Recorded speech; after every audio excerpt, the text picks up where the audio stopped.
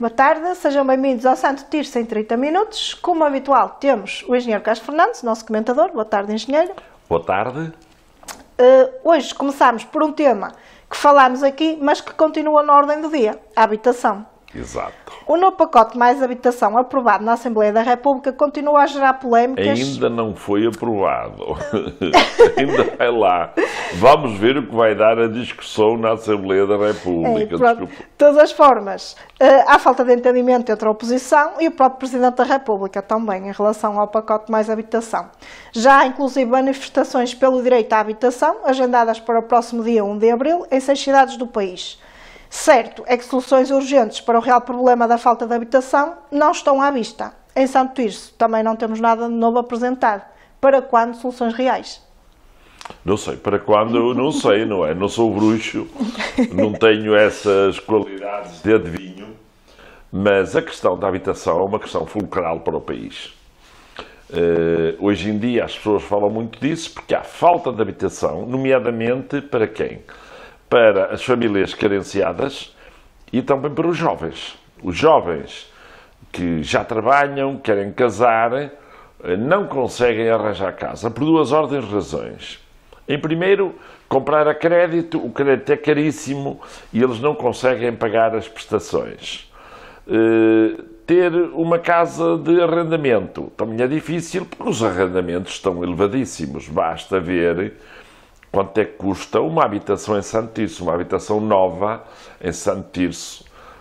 É lógico que aqui há várias classes, há classe média alta, classe média baixa, oscilam, mas as casas, sabemos, em Santo Tirso estão muito caras. Mas se formos ao Porto ou a Lisboa, ficam muito mais caras, que é, aliás, onde se verificam os maiores problemas. É na região do Porto e na região de Lisboa. Este pacote mais habitação foi apresentado inicialmente e teve, de facto, muita gente a contestá-lo. Entretanto, o Governo foi tentando alterar essas condições e já tomou duas decisões que eu reputo de positivas, só que sabem a pouco. Ou, como diria o nosso Primeiro-Ministro António Costa, é pouquinho. Por um lado, é o apoio ao crédito, mas só para determinados montantes e para determinados valores e conforme o escalão do IRS. E também por arrendamento. Também há algumas medidas tomadas, parecem também apoiar as classes mais desfavorecidas, com um valor do IRS com um escalão mais baixo e, portanto, pelo menos é qualquer coisa, porque é importante ter-se este tipo de apoios e é importante começar por algum lado. Agora, as medidas mais duras, nomeadamente o chamado arrendamento coercivo, ou então, como se diz, o arrendamento forçado, não sabemos bem o que é que vai acontecer, porque o Presidente da República já se pronunciou claramente e foi crítico em relação a essas medidas. Aquilo que se sabe é que o pacote mais habitação, nomeadamente algumas medidas que não foram tomadas em Conselho de Ministros, vão ser submetidas ao Parlamento. E depois do Parlamento, para a lei ser promulgada, tem de ser promulgada pelo Presidente da República. Portanto, eu acho que ainda vamos ter muito que ouvir sobre o assunto. As posições dos partidos são muito diferenciadas. O PSD também já se pronunciou muito contra.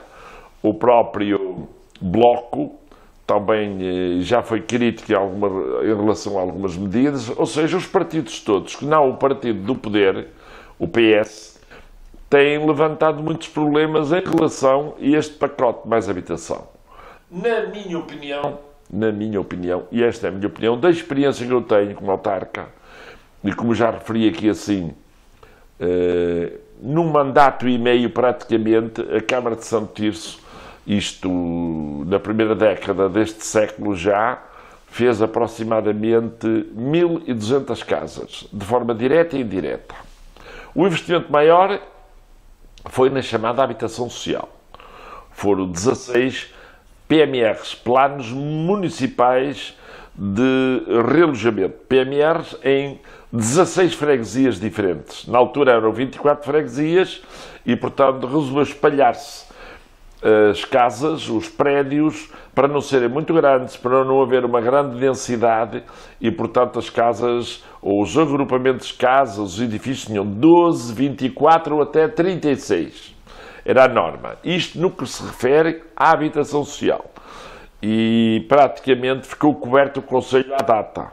Por outro lado, também havia a necessidade de responder à classe média que queria comprar a sua casa, mas que não conseguia ir ao mercado comprá-la por um preço mesmo na ocasião. E assim também foram realizados os chamados contratos de desenvolvimento para a habitação, em que quem investiu eram as empresas que tinham ligações ao Instituto da Habitação e da Regeneração Urbana, o IRU, e que faziam acordos com a Câmara e com o IRU, e com isto construíram no nosso concelho 700 casas, mais nos núcleos urbanos mais densificados, portanto, Santo Tirso, Vila das Aves, São Martinho, Santo Tomé de Negrelos. Essas 700 casas foram muito úteis porque deram resposta a muitas famílias que precisavam de casa, que não a tinham e que queriam recorrer ao crédito, mas por valores baixos. Por exemplo, um T2, um apartamento com 2 quartos, um T2, era vendido por aproximadamente 50, 60 mil euros. Portanto, a maior parte foram vendidos por 50 mil euros os T2, mas havia para todos os níveis T1, T2, T3. Portanto, isso de facto beneficiou muito a população.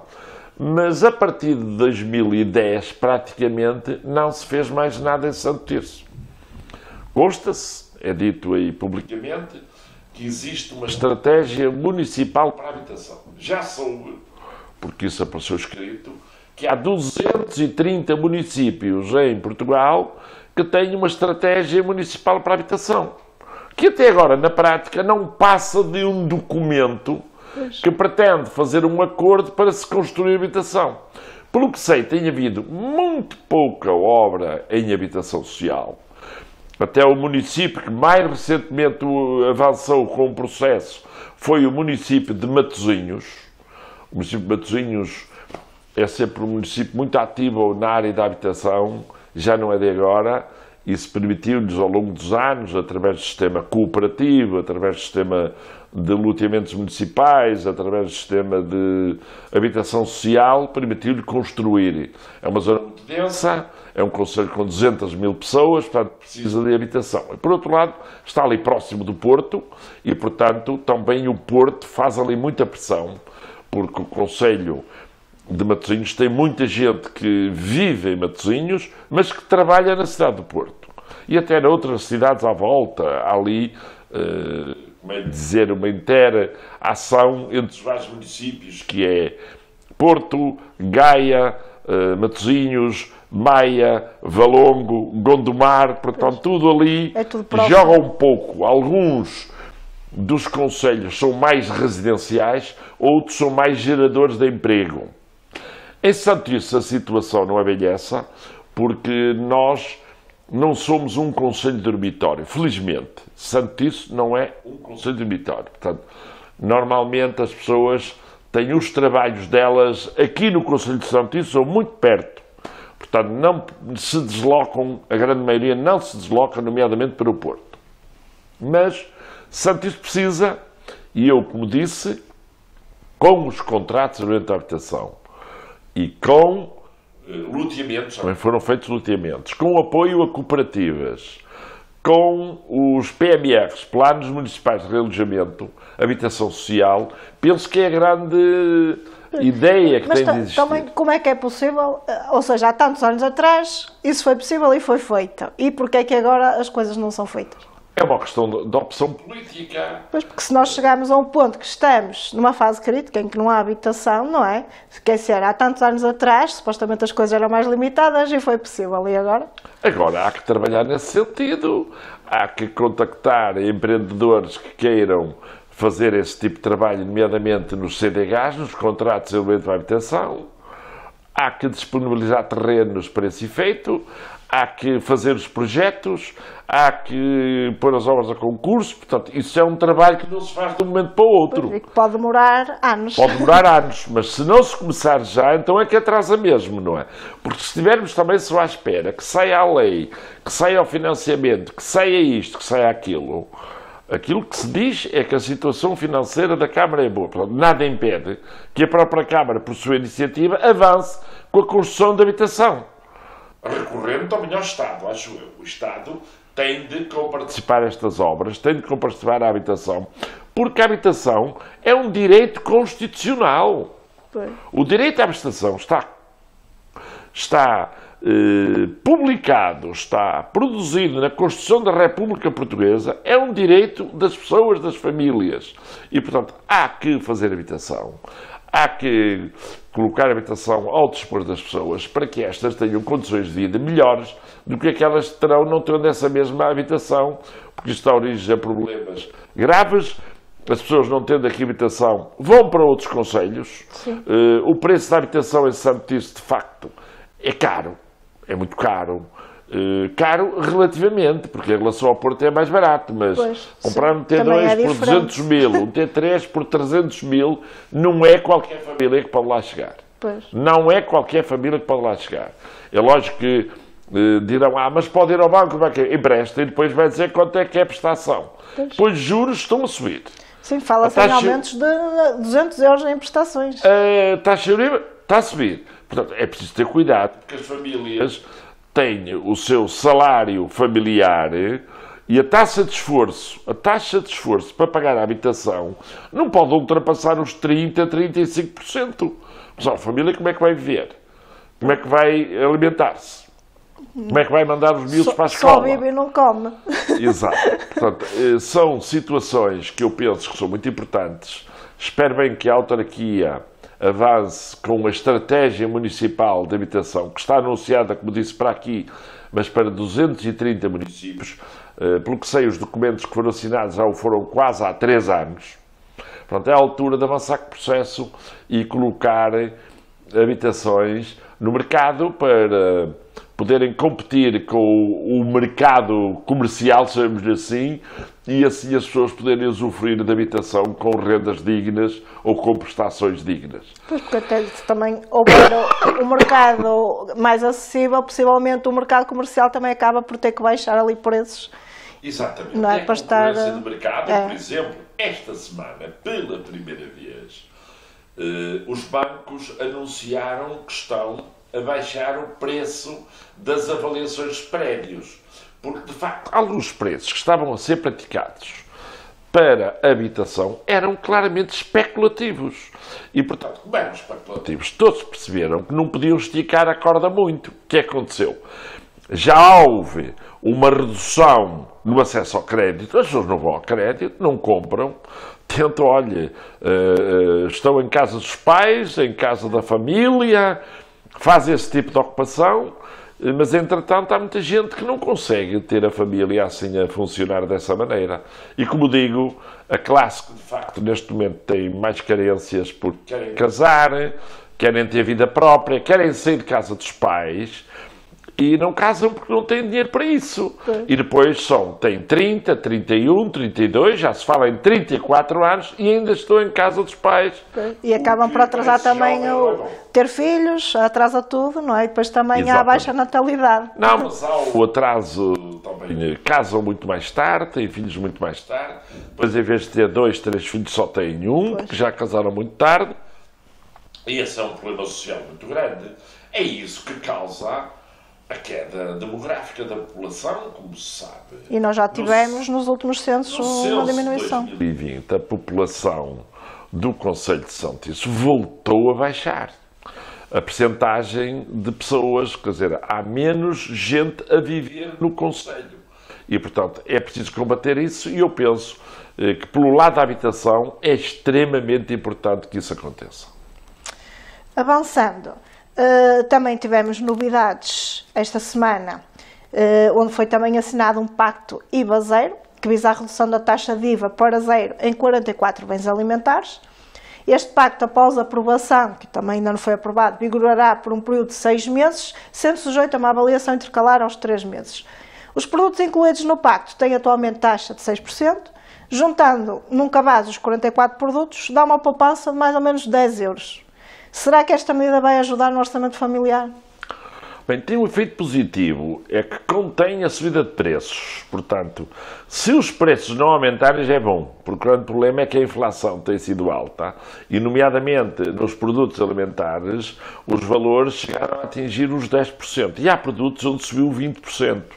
Portanto, este pacote, da forma como também foi para os produtos alimentares e que foi assinado pela CAP, pela Confederação da Agricultura de Portugal e também pela Associação dos Distribuidores Alimentares, é um pacto de compromisso. E também é bom que se refira que, por exemplo, o próprio Primeiro-Ministro esteve presente na assinatura em nome do Governo. Não é muito vulgar. Dir-me-ão, mas um pacote idêntico para a redução do IVA para 0% em Espanha não resultou. Pelo que dizem, estão a acautelar os problemas que ocorreram em Espanha. E, portanto, aqui irão avançar. E estão a ser muito lentos, não sei se reparou, lentos no sentido de cautelosos. Ainda não se sabe quais são os produtos oficialmente. Fala-se muito, mas não se sabe. Ainda não estão definidos os produtos. Fala-se desses 44, mas... Sim, mas fala-se genericamente. Todos sabemos que há produtos que não é fácil, ou melhor, que não é difícil adivinhá-los. Outros não se sabe. Por outro lado, a Associação de Distribuição dos Alimentos já o disse, que somente depois de estar definidos os alimentos demora 15 dias. Portanto, mais outras cautelas. Depois é preciso que na produção haja o controle. E aí, quem tem que fazer o controle não são só as entidades fiscalizadoras, a ASAI e outras entidades, é também os próprios produtores, os agricultores e os próprios distribuidores, porque está na mão deles a fixação de preço. Portanto, tudo isso pode originar que se consiga um efeito positivo, que é de não deixar aumentar os preços. Isto é a minha opinião. Pois. Isso é importante, que é por 6 meses, e 6 meses em termos de alimentação é extremamente importante para as famílias, até pelo peso que tem nas famílias. Se vai diminuir muito este descida do IVA de 6% para 0%, em quanto é que se traduz na realidade?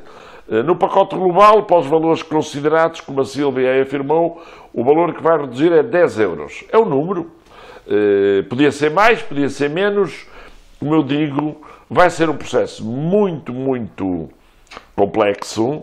Vai ser um processo que vai obrigar a que todos estejamos atentos. Eu diria que os principais fiscalizadores serão os consumidores.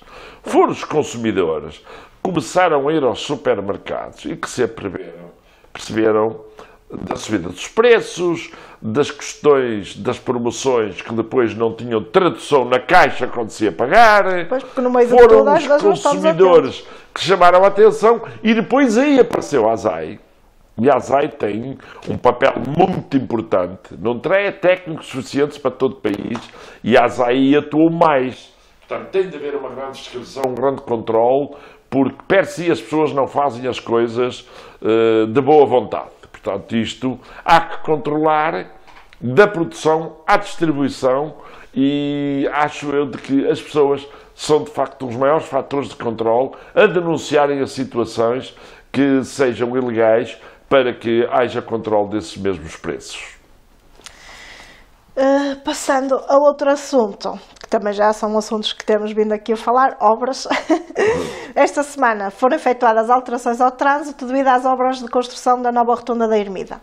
Esta alteração está a provocar indignação dos utilizadores, pois são muitas as queixas da má sinalização do desvio e também vários relatos de pessoas que se perderam a seguir o caminho do desvio. Inclusive, ainda ontem tivemos o Milhares que se enganou no desvio e chegou mais tarde ao destino. Que estará a falhar nesta obra? Primeiro a iluminação, agora este desvio? Não sei. São obras grandes, mas têm de ter um grande controle. Primeiro ponto. Esta obra é uma obra do Estado, é uma obra das infraestruturas de Portugal. A obra da rotunda de Ermida é a obra da rotunda de Fontiscos. As duas obras são obras de acesso extremamente importantes. Certamente que vão causar muitos problemas, já nos apercebemos desde o início. Desde logo a seguir à portagem foi cortado o acesso à estrada 104 na ligação a Santiço pela zona do Pingo Doce e do Continente. E isso já obrigou que tudo fosse parar em termos de tráfego à Ermida, à rotunda de Ermida, e depois havia ali um sistema em que conseguíamos dar a volta e voltar para o centro e ir para o centro. Com o corte que aconteceu dessa possibilidade de ir para o centro direto, o facto é que isso causou muita confusão, porque as pessoas, se não tiverem esclarecimento, a única coisa que lhes resta é sair da autoestrada, ir pela variante, ir ter à Ponte Frádegas e ser junto à igreja para o centro da cidade. E entrar para o centro da cidade, que também está em obras e também exato, é um caos também está em obras. Portanto, eu penso que houve aqui um problema de informação, fundamentalmente. Primeiro de aviso do que é que iam acontecer, mas tem de ser um aviso forte. E eu penso que o papel da Câmara é importante. A Câmara tem de ser o fato, é ela que gera o território, é ela que gera o trânsito, tem de ser a Câmara a chamar a atenção das entidades, nomeadamente das infraestruturas e dos empreiteiros, de que não podem fazer as coisas a seu belo prazer. A obra é importante, as obras são muito importantes. Há aqui um assunto que é grave, que é o assunto do tráfego, do acesso do centro de São Tirso às variantes de autoestrada. Há que resolver este problema, portanto, coloque-se mais informação no terreno, busque-se mais soluções em termos de tráfego. Para quem conhece, eu conheço. Eu ainda ontem lá passei, sem Ermida, e como sabia que estava cortado já o tráfego para o centro, porque a minha mulher no dia anterior andou meia perdida, eu próprio sabia que, voltando ali para o Café Pereira, para a direita, indo ter ali a AIM, e pelo centro fui ter a zona industrial de Fontiscos e saí para o centro da cidade. Mas as pessoas podem não conhecer quem vem de fora, não é? Porque assim, e mesmo vamos a ver, zona, esses desvios têm vários cruzamentos pelo meio. Claro. Se falhar uma placa é o suficiente para a pessoa se perder. Claro, tem de se conhecer. Pois. E mesmo daqui do Conselho, as pessoas não conhecem essas ruas interiores todas. Há quem não conheça aquela zona interior que liga Santa Cristina a Santiço é muito densa e tem de se conhecer bem como é que se vai ter essa zona, como é que se sai dela e depois como é que se vem para o centro.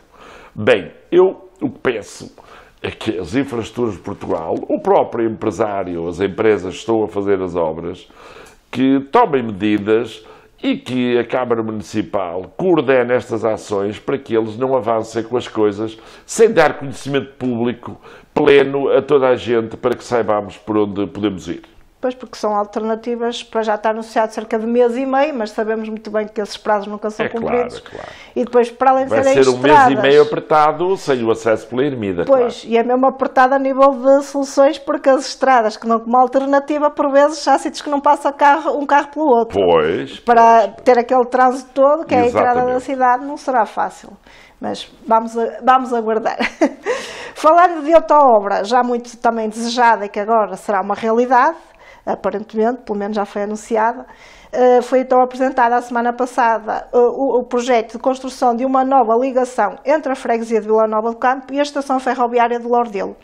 A obra será dividida em duas fases, sendo que a primeira fase arranca ainda este ano, que é a construção da rotunda, que vai ali evitar muitos acidentes que havia naquela zona. São boas notícias para a população de Vila Nova do Campo. Certo. E não só, a VIM é uma via estruturante no Val do Ave e estruturante também no Concelho de Santiço. Nós, a partir da VIM, podemos ter acesso à autoestrada A7, podemos ter acesso a Vizela, acesso a Guimarães, acesso a Joana, Famalicão. Portanto, a VIM é muito importante. E aquela rotunda ali é uma rotunda falada há muitos anos já, é uma rotunda importante. Pelos vistos não vai ser barata, pelos números que eu ouvi a rotunda vai custar 1.100.000 euros e visa fundamentalmente acautelar os problemas de segurança rodoviária, porque ali terão ocorrido já alguns acidentes, porque ali é um entroncamento e como o entroncamento tem problemas, porque por vezes as pessoas também circulam na via intermunicipal com velocidades altas. É uma solução, como digo, que já é conhecida. É uma solução cujo projeto espero que esteja pronto, porque se a rotunda não estiver com o projeto pronto, já é difícil arrancar a obra este ano. porque para fazer o projeto ainda demora muito tempo. Porque aquilo que nós vimos foi um estudo apresentado publicamente temos aqui até a imagem, com a rotunda e com já a ligação prevista ao lado de Guimarães. Portanto, uma nova ponte sobre o Rio Vizela e a ligação à estação de Lordelo. É uma boa solução técnica, atenção. Obriga ao compromisso de várias entidades. Câmara de Santo Tirso, as entidades hidráulicas por causa da ponte sobre o Rio Vizela, e depois também com a CP e com a Refer, por causa da estação. E obriga à colaboração entre a Câmara de Santo Tirso e a Câmara de Guimarães. A Câmara de Santo Tirso, já no tempo passado, fez duas pontes muito importantes na ligação do Concelho de Santo Tirso ao Concelho de Guimarães, nomeadamente uma em São Martinho do Campo, a Ponte de São Martinho, que legalmente é a Ponte de Negrelos, é o nome oficial, foi reconstruída com o traçado antigo e que, segundo a traça também dos romanos, foram os romanos que a fizeram. Totalmente reconstruída com o apoio da Direção-Geral de Cultura. E também foi feita outra ponte que liga Vilarinho a Moreira de Cónegos, a chamada Ponte da Fundição, que dá um acesso mais fácil ao próprio caminho de ferro ali. Portanto, esta seria a terceira ponte. Esta é nova, totalmente nova, como foi a da Fundição, embora a da Fundição era velha, mas foi deitada abaixo, foi feita uma nova. É uma obra cara. Não sei como é que estão os acordos de pagamento da obra na componente da ligação à estação e à ponte, porque há uma componente que é de Guimarães e há uma componente que é de Santo Tirso. Com um problema é que quem está mais interessado na obra é o Concelho de Santo Tirso, porque é o Concelho de Santo Tirso que pretende usufruir do acesso rápido à estação de Lordelo. Pelo que me diz, há uma primeira fase, que é a fase da rotunda. Também ouvi dizer que é a intenção da Câmara fazer a requalificação da VIME no traçado do Concelho de Santo Tirso. Portanto, a VIME no traçado do Concelho de Santo Tirso está em muito mau estado. Pois, e a VIME que pertence já aos outros concelhos já está requalificada há algum tempo. Está requalificada à zona de Guimarães, mas a da zona de Lordelo não, a da zona de Vizela não está. Eu diria que a zona de Vizela está pior que a do Concelho de Santo Tirso. E é bom que se diga que a VIME foi requalificada em 2010 no seu traçado todo do Concelho de Santo Tirso. Aliás, dentro dos municípios da VIME, o primeiro a requalificar a VIME foi Santo Tirso. Só que passaram 10 anos e com uma estrada que é requalificada há 10 anos é preciso fazer outra requalificação. Pois, e com o movimento que tem aquela estrada também. Exatamente, o movimento. Aliás, para quem duvidava da utilidade daquela estrada, quando ela foi feita, havia pessoas que achavam que aquilo não ia ter utilidade nenhuma. Até houve uma vez um conferencista de Guimarães que, falando da estrada, dizia que ela só servia para as pessoas de Joana ir ver o futebol a Vizela e de Vizela ir ver o futebol a Joana. Bem, é a escala e a dimensão que as pessoas têm quando analisam obras tão importantes como aquela. Aquela obra foi uma obra fulcral para o Vale do Ave, ela e a autoestrada A7 e a questão da despoluição do Rio Ave e a questão das escolas C+S e secundárias foram processos fabulosos para o desenvolvimento do Vale do Ave. A VIME agora precisa claramente ser requalificada, espero que seja feito ao mesmo tempo que a rotunda. Seria muito positivo para todos nós que dela usufruímos. Eu vou muitas vezes a Vizela e uso aquela estrada, como muita gente usa. Portanto, o Concelho de Santo Tirso tem também uma grande prioridade naquela estrada. E eu saúdo a Câmara Municipal de Santo Tirso por ter avançado com esta obra e espero que avance rapidamente, mas para isso tem de ter rapidamente também feitos os projetos de execução e os acordos, nomeadamente com Guimarães, porque Guimarães também faz parte do processo e, embora não esteja possivelmente muito interessado, tem de comparticipar da obra, que foi assim sempre que aconteceu. O que eu lamento no meio disto tudo é que não se fala de apoios do Estado para esta obra. Pelo menos concretos, porque o plano de recuperação e resiliência não pode financiar esta obra, porque não é uma obra de caráter nacional, com ligações de estradas nacionais e coisas do género. Portanto, não sei qual é o outro modelo que podia acontecer. O Governo, quando quer ajudar, ajuda, e aqui está um local onde claramente podia ser feito um apoio estatal para uma obra que é importante, principalmente para Santice, mas também é para Guimarães. Muito bem. Voltamos então daqui por 15 dias com mais assuntos da atualidade de Santo Tirso. Boa tarde. Boa tarde.